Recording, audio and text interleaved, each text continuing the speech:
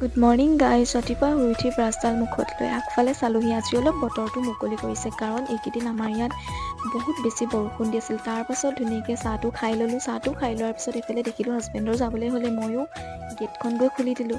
গেটখন গৈ খুলি দিয়াৰ পিছত এয়া দেখিছেনে আমাৰ চিকুৰ তাত তাকো যাব লাগে, মানে এনেকুৱা প্ৰথমতেই কৈ সি আগফালে ৰেডি হৈ থাকিব। তাৰপিছত এইফালে হাজবেণ্ডক ময়ো বাই বাই দিলোঁ। বাই বাই দি মই মোৰ নিজৰ কামত লাগি গ'লোঁ, কাৰণ এগৰাকী বোৱাৰী হৈ বহুতখিনি কামৰ দায়িত্ব থাকে ৰাতিপুৱা শুই উঠাৰ পৰা। কাৰণ ঘৰ দুৱাৰ চাফ চিকুণ হৈ থাকিলে নিজৰে মনটো ভাল লাগে। এইফালে ঘৰটো সাৰি ল'লোঁ।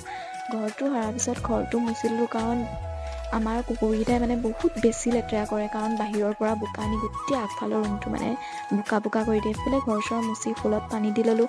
ফুলবোৰ মৰহি গৈছেগৈ, মই ভাবিলোঁ পানী দিলোঁ। তাৰপাছত ধুনীয়াকৈ গৈ গা চা ধুই অলপ ৰেডি হৈ ল'লোঁ। ৰেডি হোৱাৰ পিছত বহুত বেছি ভোক লাগিছিল, সেইটো কাৰণে মানে ভাতটো খাই ল'লোঁ। ভাতটোত আজি বিশেষ বেছি একো নাই, মানে